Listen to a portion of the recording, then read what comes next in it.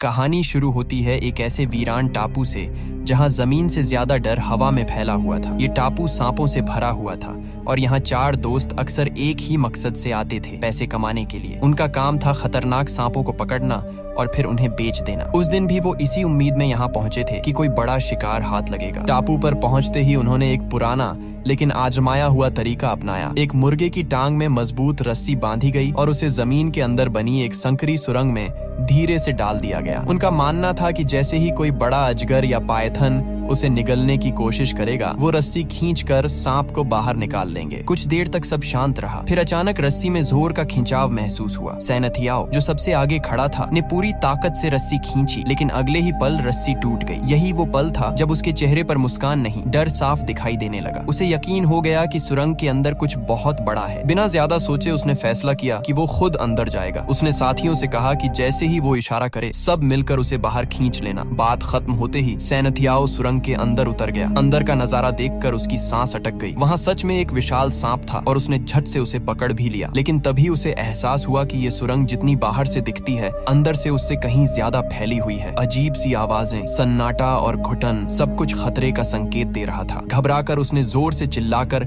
साथियों को उसे बाहर खींचने का इशारा किया। बाहर खड़ा अरबिंग, जो भारी भरकम शरीर वाला आदमी था, इसे मजाक समझ बैठा। उसे लगा सैनथियाओ डराने के लिए नाटक कर रहा है। हंसते हुए उसने मदद करने के बजाय उसके पैरों में गुदगुदी करनी शुरू कर दी। लेकिन मजाक उस वक्त खत्म हुआ जब सैनथियाओ की चीखें सच में डर से भर गईं। अब तीनों दोस्त एक साथ रस्सी खींचने लगे, मगर तब तक देर हो चुकी थी। सुरंग के अंदर से एक बेहद विशाल सांप झपटा और पल भर में सैनथियाओ को अपनी पकड़ में लेकर अंदर खींच ले गया। घबराए हुए अरबिंग ने हाथ डालकर उसे बचाने की कोशिश की, लेकिन अगले ही सेकंड एक सांप ने उसके हाथ को जकड़ लिया। बड़ी मुश्किल से उसे बाहर खींचा गया। उसके हाथ से चिपका वो सांप तुरंत मार दिया गया, लेकिन नुकसान हो चुका था। सुरंग के अंदर से आ रही भयानक अजीब सी आवाजें अब किसी आम सांप की नहीं लग रही थीं। सबको लगने लगा कि वहां कोई और ही खौफनाक चीज छिपी है। डर के मारे वो लोग बिना पीछे देखे अपनी नाव की ओर भागे। रात हो चुकी थी, बारिश तेज हो रही थी, नाव आगे बढ़ रही थी और अरबिंग अंदर ही अंदर टूट चुका था। उसे लग रहा था कि सैनथियाओ की मौत का जिम्मेदार वही है। इसी बात पर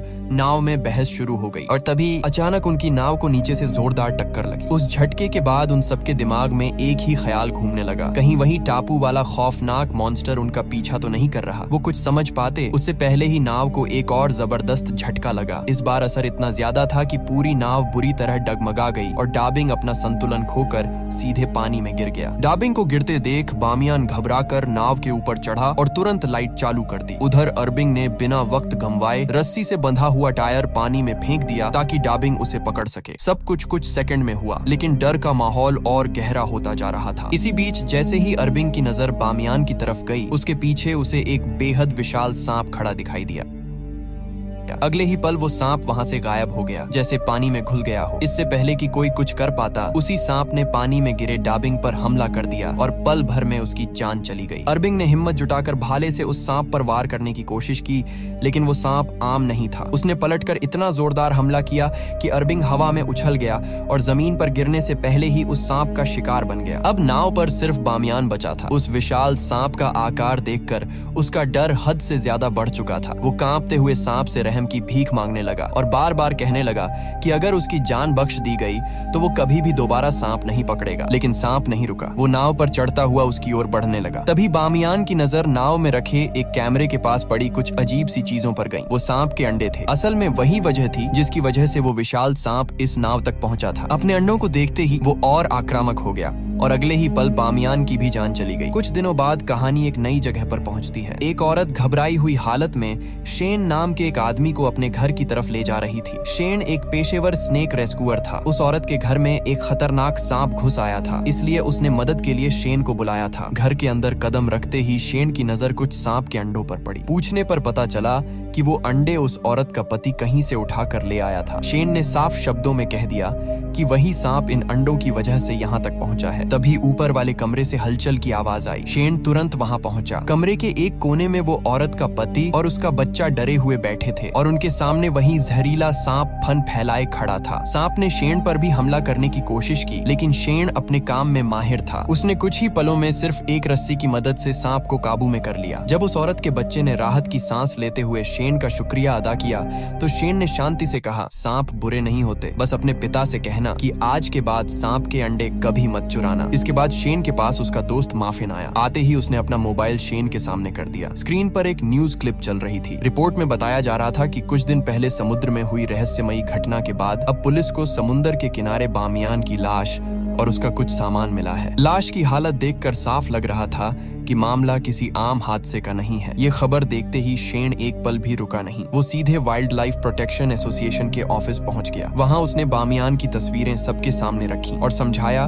कि शरीर पर बने दांतों के निशान किसी साधारण सांप के नहीं हैं। उसके मुताबिक ये निशान टाइटन पाइथन के हैं, जिसकी लंबाई करीब 15 मीटर तक हो सकती है और ऐसे सांप सिर्फ एक ही जगह पाए जाते हैं, स्नेक आइलैंड पर। शेन का मानना था कि अब देर नहीं करनी चाहिए। उसने संगठन की ताकत का इस्तेमाल करते हुए सरकार से स्नेक आइलैंड को नेचर रिजर्व घोषित करने की अपील करने की बात कही, लेकिन वहीं मौजूद एनवायरनमेंट प्रोटेक्शन डिवीजन की सीनियर अधिकारी जाओ ने उसकी बात काट दी। उसका कहना था कि इंटरनेशनल स्नेक ऑर्गेनाइजेशन के रिकॉर्ड के मुताबिक इस तरह के विशाल सांप धरती से लगभग 58 साल पहले ही विलुप्त हो चुके हैं। शेन ने बहस करने के बजाय सबूत सामने रख दिया। उसने बामियान के कैमरे से रिकॉर्ड की गई आखिरी वीडियो चलाई। वीडियो में साफ तौर पर उस विशाल टाइटन पाइथन की झलक दिखाई दे रही थी। जैसे ही वीडियो खत्म हुई, कमरे में कुछ पल के लिए सन्नाटा छा गया। सबकी आंखें हैरानी से खुली रह गईं। अब हालात बदल चुके थे। सबने फैसला किया कि जाओ खुद शेन के साथ स्नेक आइलैंड जाएगी और सच्चाई का पता लगाएगी। लेकिन रवाना होने से पहले जाओ को एक और चौंकाने वाली बात पता चली। शेन सिर्फ एक स्नेक रेस्क्यूअर नहीं था, वो पहले फौज में रह चुका था और साथ ही उसे स्नेक किंग के वंशज के रूप में भी जाना जाता था। उधर दूसरी तरफ कहानी एक नए मोड़ पर पहुंचती है। एक बड़ी रियल एस्टेट कंपनी का मालिक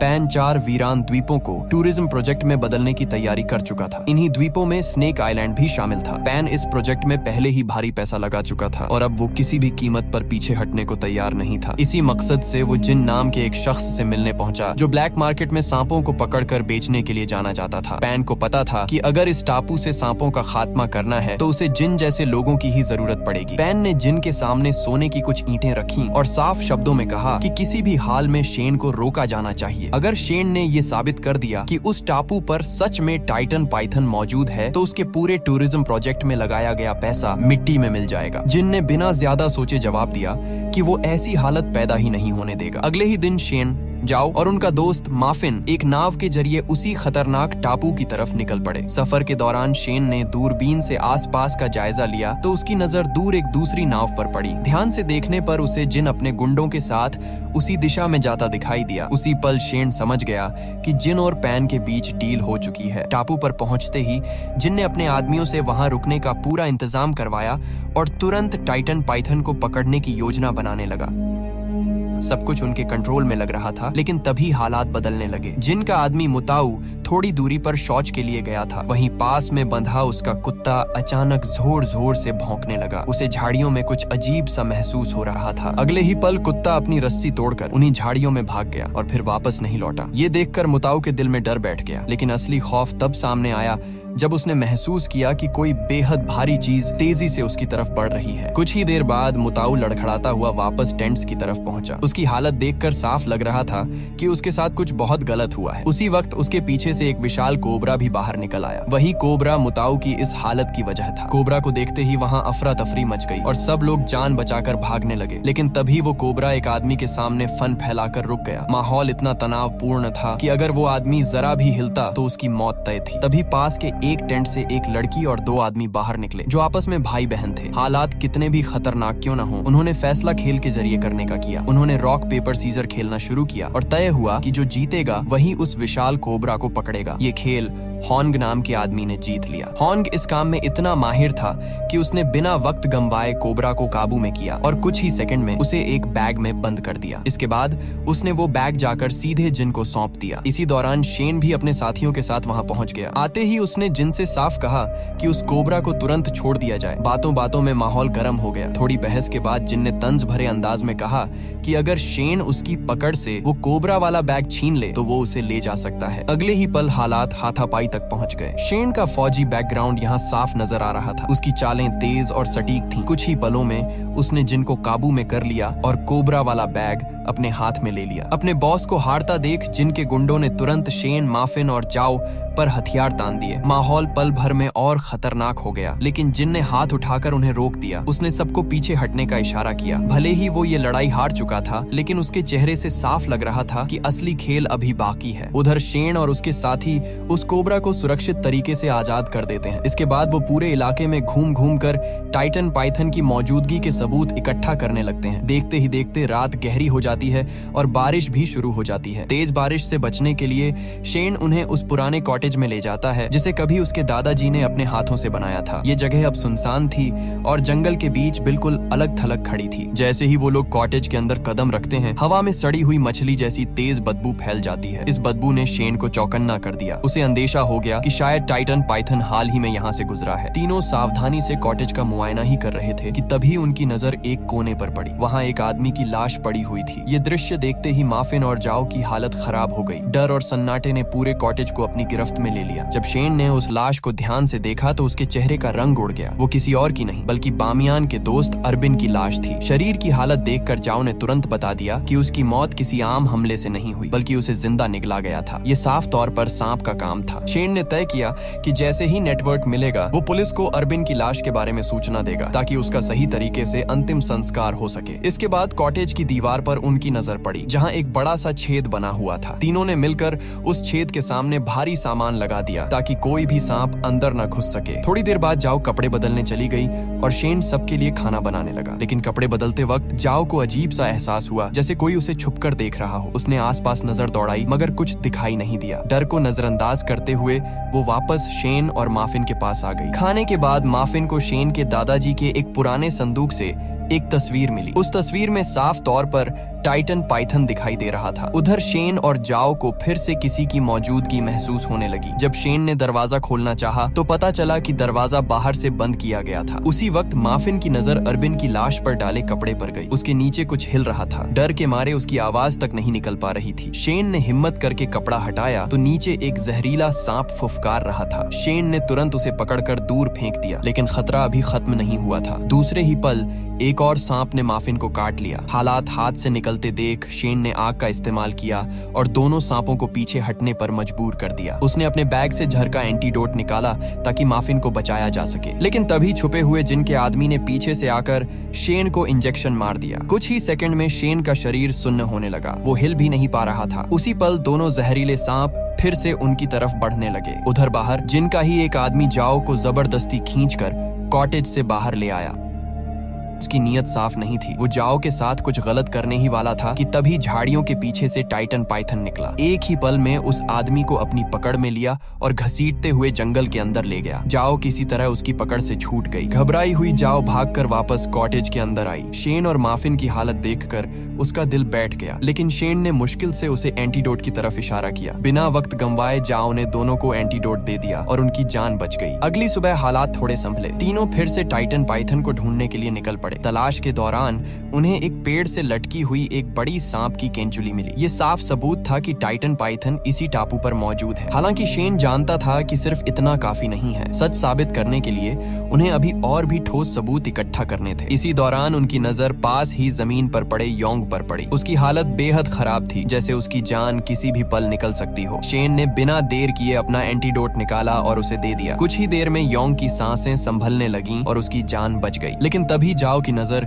योंग के शरीर पर लगे एक अजीब से लिक्विड पर गई। उसे समझते देर नहीं लगी। ये निशान टाइटन पाइथन के थे और इसका मतलब साफ था कि वो अब अंडे देने के बेहद करीब है या शायद दे भी चुकी है। इसके बाद वो लोग योंग को सहारा देकर जिन के पास ले आए। वहाँ मौजूद लोगों को पहले लगा कि योंग की ये हालत शेन की वजह से हुई है। माहौल तनावपूर्ण हो गया, लेकिन तभी योंग को होश आया और उसने साफ शब्दों में बता दिया कि उस पर हमला शेन ने नहीं बल्कि टाइटन पाइथन ने किया था। सच्चाई सामने आते ही जिन का रवैया बदल गया। अपने भाई की जान बचने पर उसने शेन को ढेर सारा सोना देने की पेशकश की, लेकिन शेन ने साफ मना कर दिया। उसने कहा कि उसने योंग की जान पैसों के लिए नहीं बचाई। शेन ने जिन से कहा कि अगर वो सच में एहसान मानता है तो सारे पकड़े हुए सांपों को आजाद कर दे और इस टापू को छोड़ दे, लेकिन जिन किसी भी हाल में पीछे हटने को तैयार नहीं था। काफी बहस के बाद शेन ने एक और रास्ता सुझाया। उसने कहा कि अगर जिन उसे कीमत चुकाना ही चाहता है तो बदले में उसे एक गाड़ी दे दे। थोड़ी देर सोचने के बाद जिन मान गया। उसने शेन को गाड़ी दे दी। इसके बाद शेन, जाओ और माफिन वहां से निकल पड़े। गाड़ी में जाते वक्त जाओ ने चिंता भरे लहजे में कहा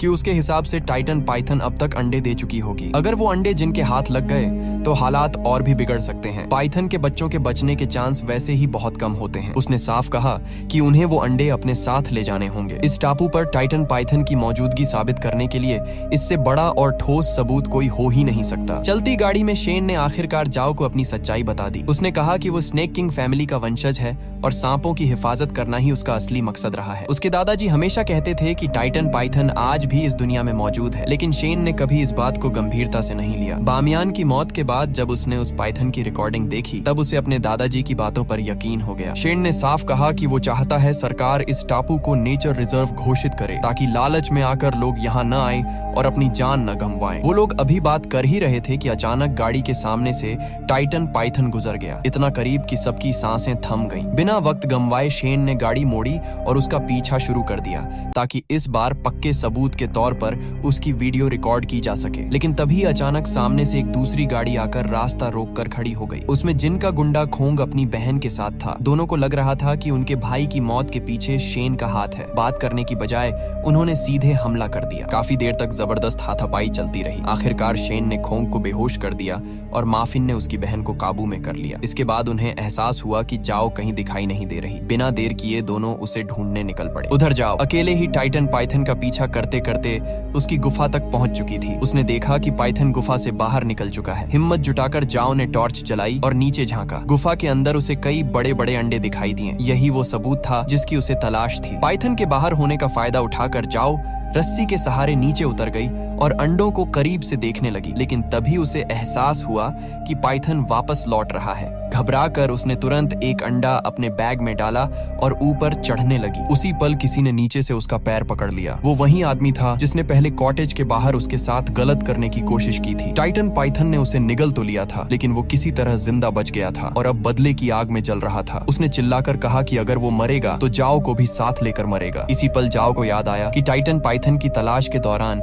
उसने एक सांप से थोड़ा सा जहर निकालकर अपने पास रख लिया था। उसने तुरंत वो जहर निकालकर उस आदमी की आंखों में डाल दिया। दर्द से तड़पता हुआ वो आदमी जोर जोर से चीखने लगा। जाओ ने मौका पाकर खुद को संभाला और रस्सी के सहारे ऊपर चढ़ गई। तड़पते हुए उस आदमी से एक अंडा नीचे गिरकर टूट गया और उसने जाओ की रस्सी पकड़कर बाहर निकलने की कोशिश भी की, लेकिन तभी टाइटन पाइथन गुफा में वापस आ चुका था। अपने टूटे हुए अंडे को देखकर वो बेकाबू हो गया। अगले ही पल उसने उस आदमी को अपनी ताकतवर पकड़ में लिया और उसे वहीं खत्म कर दिया। गुफा के अंदर गूंजती उस दहशत भरी आवाज के साथ जाओ समझ चुकी थी कि असली खतरा अब शुरू होने वाला है। गुफा से जान बचाकर भागती हुई जाओ जैसे ही जंगल के बाहर निकली, रास्ते में उसे शैन और माफिन मिल गए, लेकिन राहत की सांस लेने का मौका भी नहीं मिला था कि पीछे से टाइटन पाइथन की भारी सरकती हुई आवाज आने लगी। शैन और माफिन ने देर नहीं की, जाओ को झटपट गाड़ी में खींचा और जान बचाकर वहां से भागने लगे। गाड़ी के अंदर माहौल तना हुआ था। शैन की आंखें जाओ पर टिकी थीं। उसने धीमी लेकिन सख्त आवाज में पूछा कि क्या वह डीएनए सैंपल के अलावा कुछ और तो नहीं लाई। जाओ ने बिना झिझक झूठ बोल दिया, मगर शैन को यकीन नहीं हुआ। उसे साफ समझ आ रहा था कि पाइथन यूं ही पीछा नहीं कर रही। माफिन ने जब जाओ का बैग खोला तो सच सामने आ गया। पाइथन का अंडा, वही अंडा जिसे जाओ ने चोरी से गुफा से उठा लिया था।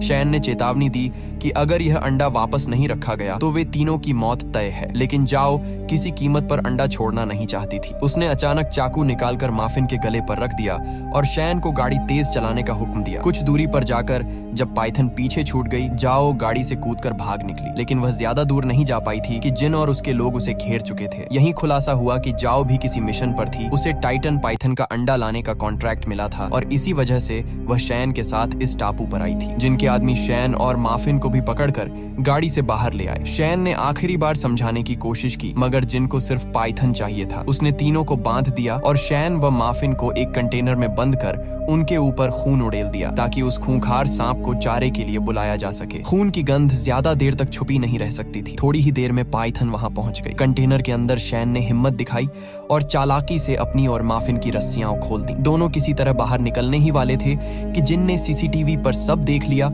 और बाहर से कंटेनर का दरवाजा बंद करवा दिया। वे फिर से फंस चुके थे। यह सब जाओ देख चुकी थी। उसने भी अपने हाथ खोल लिए और उन्हें बचाने के लिए दौड़ पड़ी। जिन के गुंडे उसके पीछे पड़ गए, लेकिन उसने यॉन के गले पर चाकू रखकर उसे बंधक बना लिया और मौका मिलते ही कंटेनर के ऊपर चढ़ गई। अब खेल पूरी तरह बदल चुका था। जाओ ने बिना एक पल गंवाए कंटेनर के ऊपर बनी छोटी सी खिड़की खोल दी। अंदर फंसे शैन और माफिन ने किसी तरह पाइथन से बचते हुए बाहर छलांग लगाई और सीधे जिन और उसके लोगों पर टूट पड़े। हालात पूरी तरह बेकाबू हो चुके थे। होंग शैन पर भारी पड़ रहा था और उसे मारने ही वाला था, लेकिन तभी अचानक टाइटन पाइथन ने उसे दबोच लिया और देखते ही देखते उसका काम तमाम कर दिया। उधर माफिन भी बुरी तरह पिट रहा था। जैसे ही उसे मौका मिला, उसने कंटेनर का दरवाजा खोल दिया और अंदर कैद पाइथन को बाहर छोड़ दिया। बस फिर क्या था, पूरा इलाका युद्ध का मैदान बन गया। लोग जान बचाकर भागने लगे। पाइथन ने जिन के भाई योंग को भी अपना शिकार बना लिया। जिन पागल हो गया और इसके लिए सीधे शैन को जिम्मेदार ठहराने लगा। गुस्से में आग बबूला जिन लकड़ी काटने वाले बड़े ब्लेड से शैन पर टूट पड़ा। शैन की जान जाते जाते बची जब आखिरी पल में माफिन ने जिन को धक्का देकर गिरा दिया। इसी अफरा तफरी में जाओ अंडा उठाकर सीधा नाव की तरफ भागी। वह किसी भी कीमत पर इस टापू से निकलना चाहती थी, लेकिन नाव तक पहुंचने से पहले ही जिन वहां आ गया और उसने जाओ को बुरी तरह पीटकर अधमरा कर दिया। फिर जैसे ही उसने नाव स्टार्ट की, शैन और माफिन भी वहां पहुंच गए। जिन ने तुरंत जाओ के गले पर चाकू रख दिया और दोनों को नाव से उतरने को कहा, लेकिन जाओ ने अचानक उसके हाथ पर काट लिया। गुस्से में जिन ने चाकू उसकी पीठ में घुसा दिया। तभी शैन ने आग बुझाने वाला यंत्र उठाकर जिन पर फेंका और उससे भिड़ गया। इस बार भी जिन शैन को मारने ही वाला था, लेकिन माफिन ने फिर से उसकी जान बचा ली। तभी शैन की नजर नाव के पास आती उस विशाल पाइथन पर पड़ी। उसे समझ आ गया कि अगर अंडा वापस नहीं किया गया तो कोई नहीं बचेगा। आखिरकार उसने अंडा लौटाने का फैसला कर लिया, लेकिन तभी जिन चाकू लेकर पाइथन के सामने खड़ा हो गया। अगली ही पल वह भी उस खूंखार सांप का शिकार बन चुका था। पाइथन ने अपना अंडा उठाया, शैन, माफिन और जाओ की तरफ एक बार देखा और बिना किसी और नुकसान के वहां से लौट गया। इतनी तबाही और मौत के बाद जाओ टूट चुकी थी। उसने शैन से अपनी बेवकूफी के लिए माफी मांगी और उसकी जान बचाने के लिए शुक्रिया अदा किया। अब उसे समझ आ गया था कि कुछ चीजें लालच से नहीं, समझदारी से संभाली जाती हैं। सब कुछ शांत हो चुका था, मगर जाओ के मन में अभी भी एक सवाल घूम रहा था। उसने शैन से पूछा कि क्या अब भी उनके पास इतना सबूत बचा है कि इस टापू को नेचर रिजर्व घोषित कराया जा सके। शैन ने बिना कुछ कहे अपने पास रखी वह पुरानी तस्वीर निकाली। वही तस्वीर जो उसके दादाजी ने कभी उस विशाल पाइथन की खींची थी। वही आखिरी सबूत था जो इस जगह को दुनिया से बचा सकता था। लेकिन शैन ने हल्की सी मुस्कान के साथ कहा कि अगर किसी चीज को सच में बचाना हो तो उसे दुनिया की नजरों से दूर रखना ही बेहतर होता है। यह कहकर उसने वह तस्वीर भी समुद्र में उछाल दी। तस्वीर पानी में डूबती चली गई और उसी के साथ यह कहानी भी खत्म हो गई। अगर तुम्हें यह कहानी पसंद आई हो तो वीडियो को लाइक जरूर करना, और अगर तुम इस चैनल पर नए हो तो चैनल को सब्सक्राइब कर लो, क्योंकि यहाँ ऐसी ही दिलचस्प और रोमांचक कहानियां मिलती रहती हैं। तो फिर मिलते हैं अगली इंटरेस्टिंग वीडियो के साथ। तब तक के लिए टाटा और गुड बाय।